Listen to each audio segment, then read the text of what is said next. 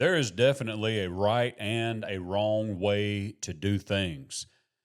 And if there aren't any good leaders, if there isn't any good experience, the outcome of doing things the wrong way can take a lifetime to recover from. So, what happens if there aren't any men in the boy's life? What happens if he is never shown the way of masculinity? What does the world look like when boys have physically grown into a man's body, but that boy has no clue as to what a man is or how a man is to conduct himself? Better yet, ask this question: what is the future of a little girl who has never been shown how a man is to treat her? How will she learn to recognize what's good, what's healthy in her relationship with a man?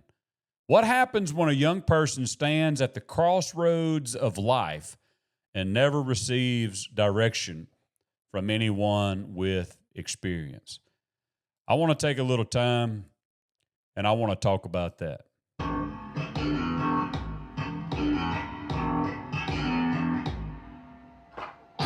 Welcome to the Iron Pursuit Podcast, where men are forged by the truth of God's Word. As iron sharpens iron, so one man sharpens another. This podcast is a call to biblical manhood. Here, we challenge men to rise above comfort, reject passivity, and live under the lordship of Jesus Christ. Each episode is designed to strengthen your faith, sharpen your character, and equip you to lead with integrity, grit, and grace. So whether you're a husband, a father, a brother, or a friend, this is your invitation to pursue the kind of manhood that honors God and changes generations. This is the Iron Pursuit.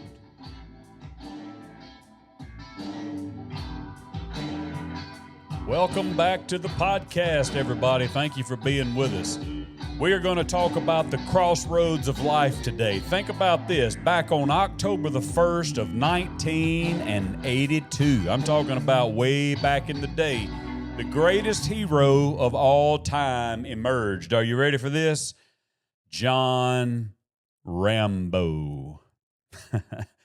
Some of you may be like, who is John Rambo? Man, come on. If you don't know who John Rambo is, find a new podcast. No, I'm kidding. Just hang around with me.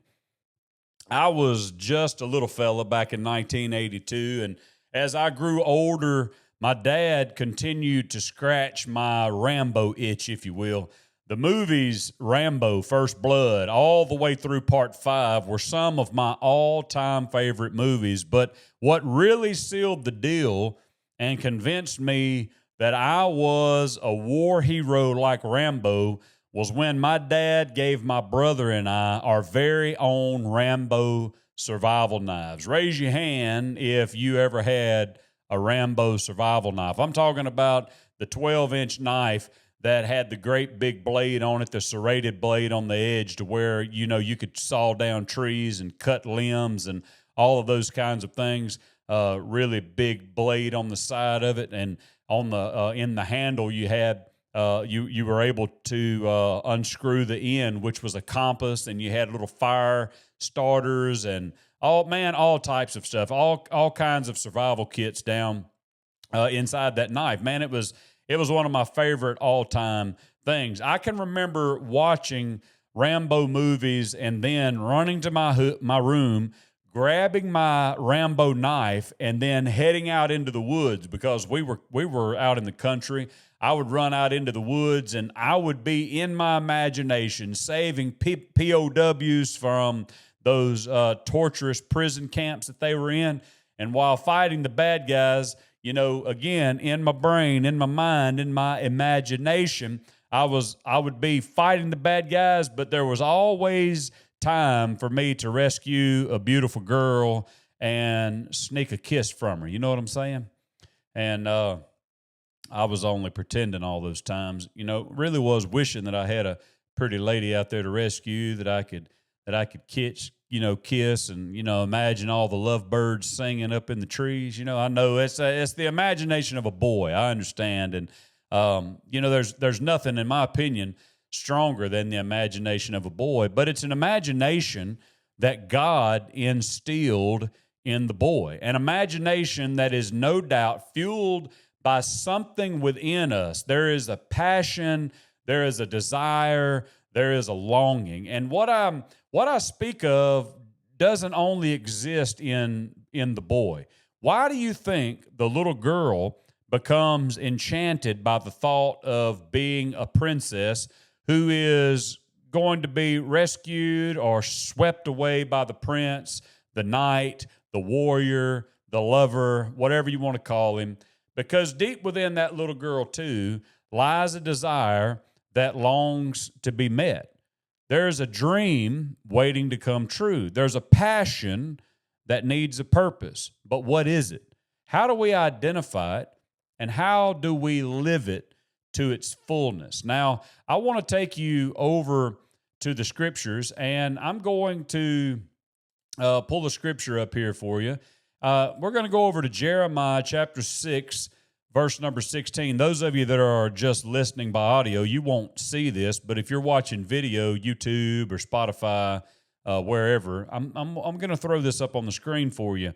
Prophet Jeremiah 6:16, he says, "Thus says the Lord, stand by the roads and look, and ask for the ancient paths, where the good way is, and walk in it, and find rest for your souls. But they said, we will not walk in it." The commentator Adam Clark, he said, let's observe the metaphor here. So he's talking about the scripture, and he said, let's observe this metaphor. And he draws the picture of talking about a traveler, how that this traveler is going to a particular city, and then he comes to a place where the road divides into many different paths. It reminds me of where my dad and I used to hunt. We had a hunting club that was called, and part of the hunting club was called 5 Point. There were 5 different roads that merged all in one place.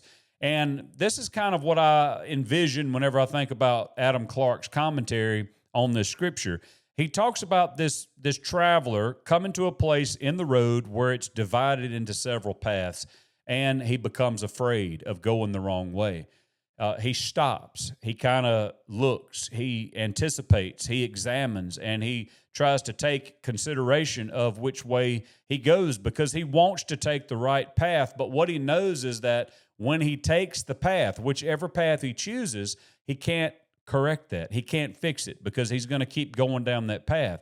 At least at that time, at last, he stands there trying to figure out his way, and all of a sudden, there's another traveler coming along the road. He asks him, "Hey, man, which way should I go?" He gets proper direction, and then he proceeds on his journey, and he arrives at his desired place.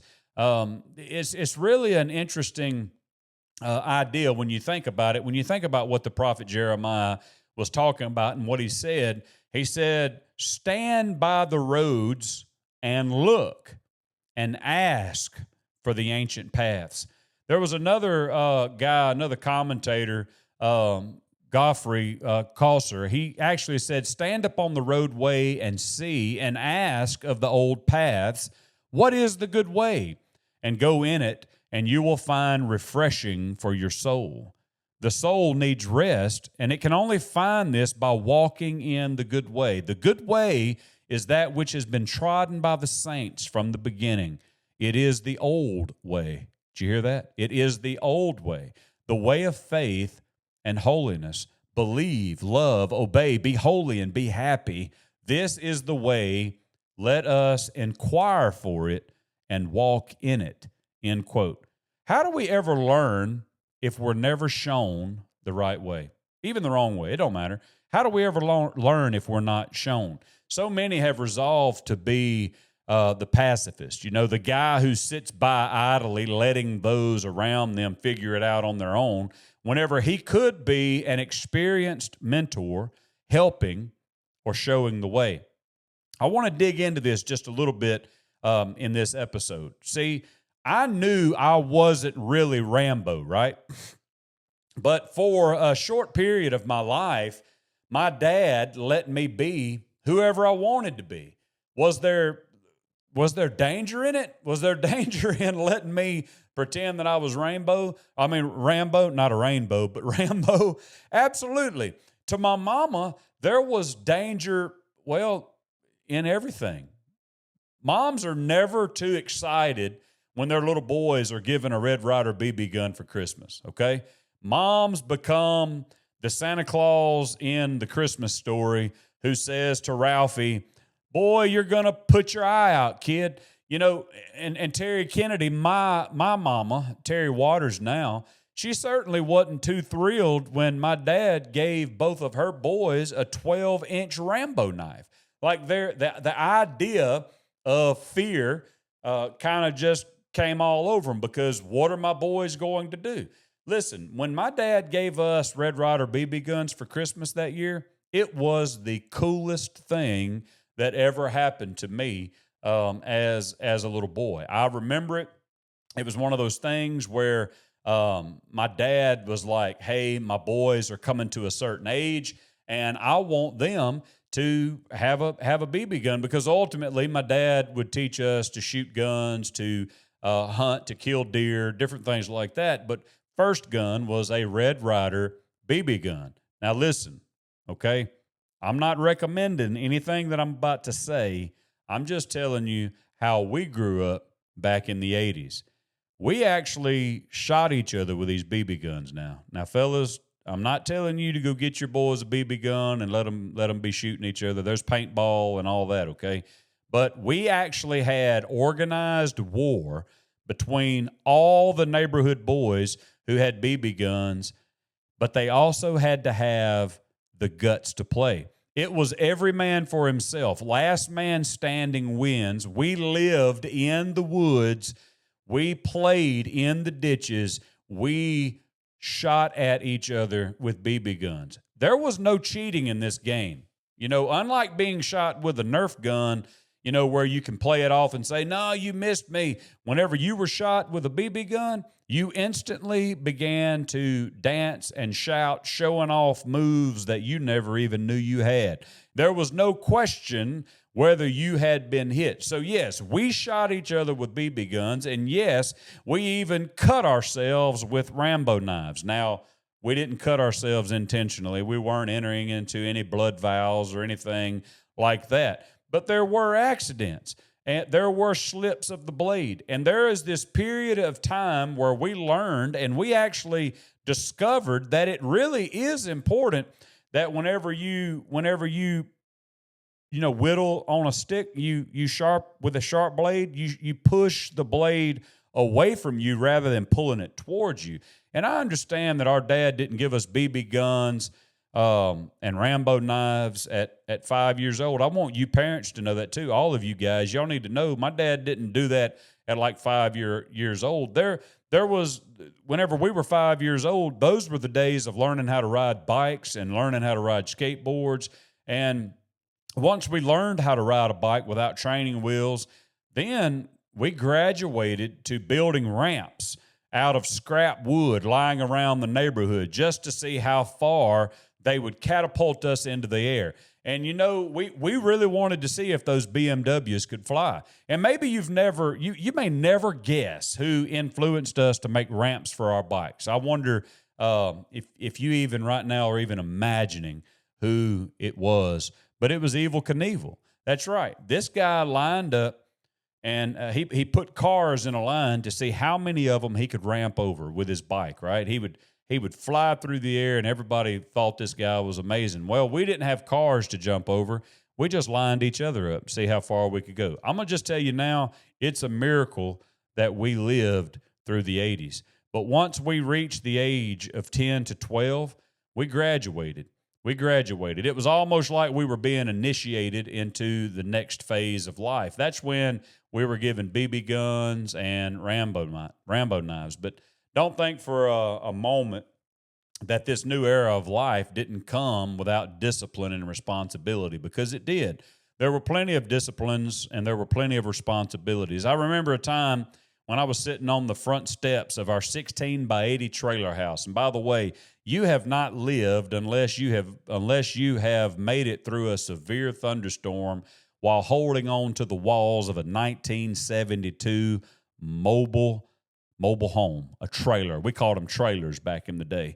And buddy, you hadn't lived if you hadn't lived through a storm in a trailer house. I was playing with my knife sitting on the front steps of the old trailer house, and I had a smaller pocket knife, an old timer to be exact. My dad had given me a little pocket knife, and I was playing with my knife, and my younger cousin, Victor, walked up, and he was watching me whittle on a stick. And I never intended on stabbing my cousin, but I began to stab at him, right?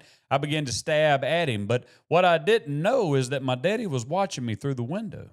And so my daddy pulled off his belt, gave me 6 or 7 licks. I'm sorry about the 6-7 joke. I'm sorry. He took my knife away from me, and he made me apologize to my cousin Vic. I called him Little Vic. And as a side note, just not too long ago, back when my boy Colson back in the day, I walked in the house one day and he's doing the same thing to his sister. He had a knife and he was poking the knife at his sister. Boy, I hope none of y'all are thinking about turning me in or something like that. But we were kids and we did things. And the truth about it is that there is a right way and there is a wrong way to do things, right? There definitely is a right and a wrong way to do things. And I just want you to know that if there aren't good leadership and experience, the outcome of doing things the wrong way will take a lifetime to recover from. Just like I said in the very beginning of this episode, we have to think for a moment. Whenever we think about biblical manhood and masculinity, we have to think, like, what happens if there are not men in the boy's life? What happens when there are those times where the boy is about to be initiated into the next phase of his life? If the men are not there, what happens if no one ever shows him the way of masculinity? What happens when the boy grows up physically, but he's not grown into, he's grown up physically into a man's body, but he don't have a man's mind. He still thinks like a little boy. And if the world is full of all of these big grown children because their minds have not developed well, who will our daughters be? Who will they be with? How will they be treated, and how will they respond to all of that? So for a moment, I want to try, and I want to take the proverbial religious hat off for just a moment, and let's just be real, and let's consider life for just a moment, okay? Because Jesus never asked us to live a religious life. He showed us how to live a life of relationships, all right? So we should already understand that life as a child of God requires certain standards and genuine good behavior and positive outlook on life. I know all the days, every day, we don't have positive outlooks on all the things, but as a whole, in general, we should. So let's not be too religious-minded here. There goes my nose again. I'll tell you what, my nose wants to itch on me every time I get into one of these podcasts. So let's just be people, all right? Let's take the religious hat off and let's just be people. Again, what happens when a young person stands at the crossroads of life? Just like Jeremiah said in the scriptures up there in Jeremiah 6:16. What happens when a young person stands at the crossroads of life? First of all, a decision must be made, okay? We've got to understand that there is a decision that will be made. Even you, when you come to crossroads, literal crossroads, you've got to make a decision on which road you're going to take. It's impossible to stay where they are. You can't just stand there in the middle of the road. You've got to make a choice. Life continues, so a choice must be made. And hopefully, whenever these young boys, whenever these young men come to this crossroad in their life, there are going to be some other travelers along the way who can give good direction and advice to those who are less experienced. Advice comes from many different sources. I had many strong men in my life who taught me many different things. Now, I want you to know that I had a good dad. My dad was in my life. He taught me a lot of things. My dad taught me how to fish, how to hunt, how to play football. Those were things that he loved. He taught me how to do that, but he also taught me how to cuss, right? Just because you have a strong leader in your life don't mean that he's going to teach you all good things. My dad didn't realize it, but anytime my dad tried to work on something mechanical, like a truck or a washing machine, he would instantly become frustrated and he would start cussing. He never had the patience to deal with mechanical things, and whatever was broken, it became more broken by the time that he was finished because he would just take a hammer to it, he would kick it, he would punch it. I watched my dad become so frustrated at a washing machine one day that he picked it up over his head, threw it out the back door of the house. Fixing things was not my dad's talent, but listen to this. It was my Uncle Victor's talent, okay? My Uncle Victor could fix anything. He could build anything. He was always thinking. He was always planning his next move. And where my dad came up short, my Uncle Victor filled in those gaps. During the summer, I worked with my Uncle Victor, and I learned many, many different skills from him that I enjoy even to this day. Now, I had my dad and I had my uncle, but was it a bad thing? Was it a bad thing that my dad couldn't tell me all the things, couldn't teach me all the skills? Not at all. It was not a bad thing at all. I was a young man standing at the crossroads of life, asking where the good way is, just like Jeremiah spoke in his verse in Jeremiah 6:16. And believe it or not, gentlemen, I want you to hear what I'm fixing to tell you. You need to listen to me. Believe it or not, your father will not always know the way, but in God's perfect plan, there will be others who can fill in the gaps. Yes, I will repeat that again. You need to know that your father will not always know the way, but in God's perfect time and in God's perfect plan, there will be others who can fill in the gaps. I didn't consider my dad less of a man because there were some things that he couldn't teach me. My dad was great at what he did, and today I'm passing some of those very lessons on to my children. Life is full of lessons. Life is full of stages. Life is full of seasons. And there are many crossroads that we come to where we must choose a new road that will eventually lead us to a destination. At those crossroads, we need advice. We need others to give us direction. But the question is that while you are going down those roads, while you stand at those crossroads, what advice will you have to give? You see, there's God's perfect plan, right? At the end of 2014, I say the end, it was actually the middle. It was in August of 2014, cancer took my dad away. My dad died from pancreatic cancer.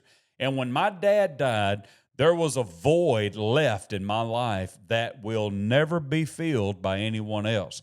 There was a period of time where I walked down the road alone, okay? I think I was really, I was bad at sharing my feelings. I've never really told anybody everything that I went through during that time.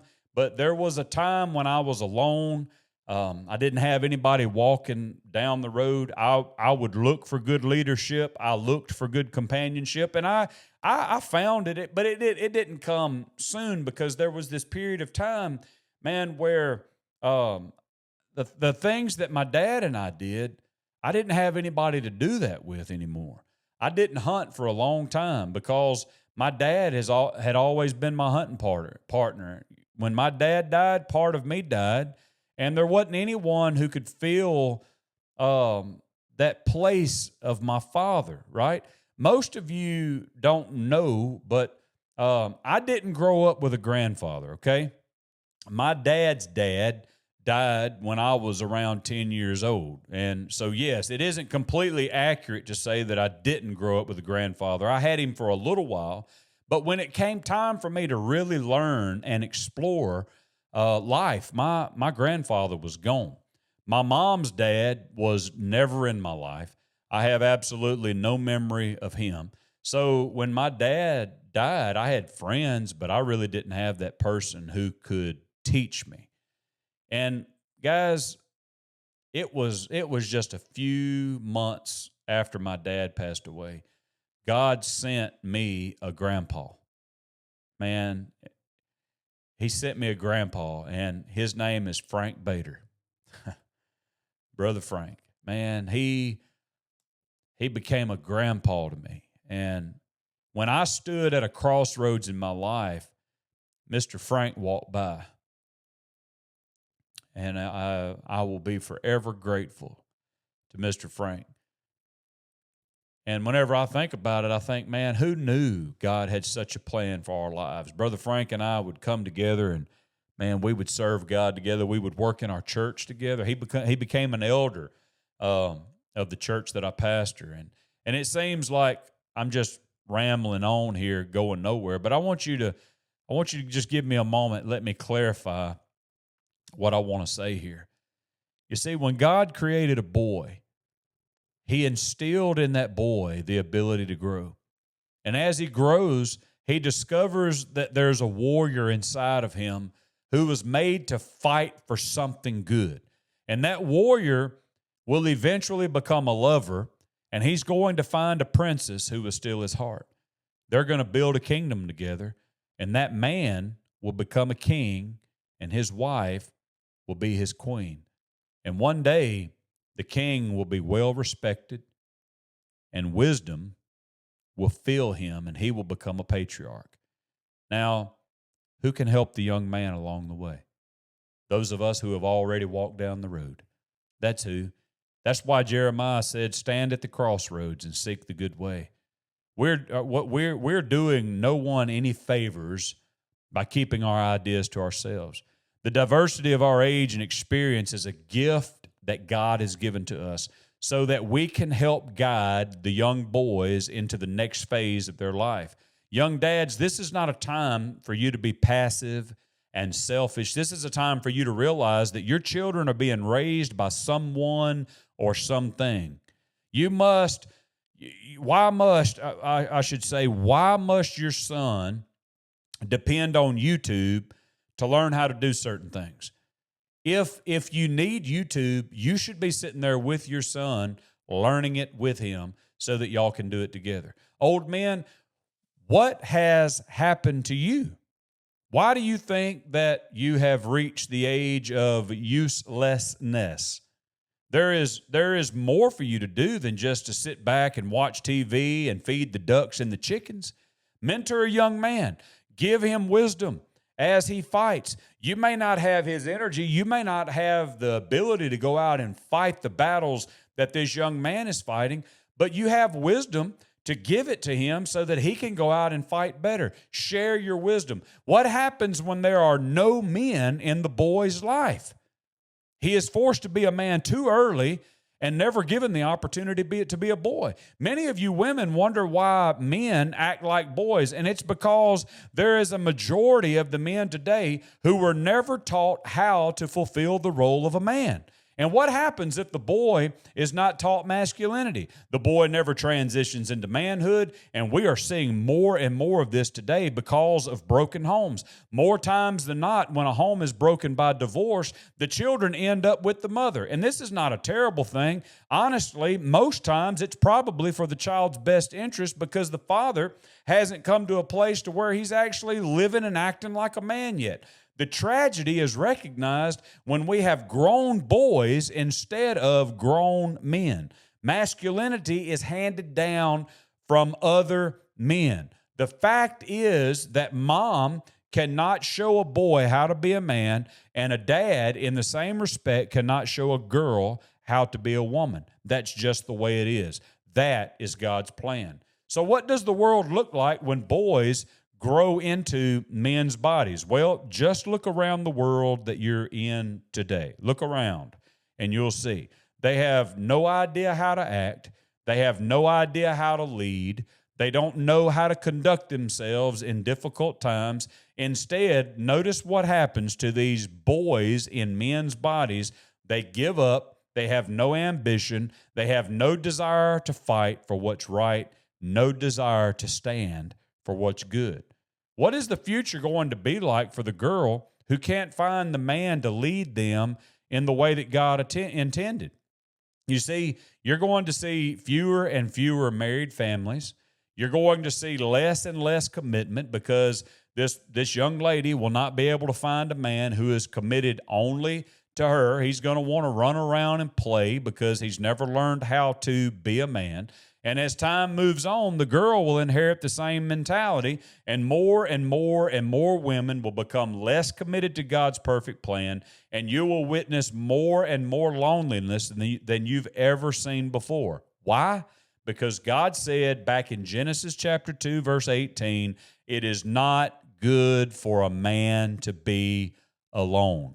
John Eldridge said this, and I quote, "Every boy in his journey to become a man takes an arrow in the center of his heart, in the place of his strength, because the wound is rarely discussed and even more rarely healed. Every man carries a wound, and the wound is nearly always given by his father." End quote. He also said, we don't need accountability groups. We need fellow warriors, someone to fight alongside, someone to watch our back.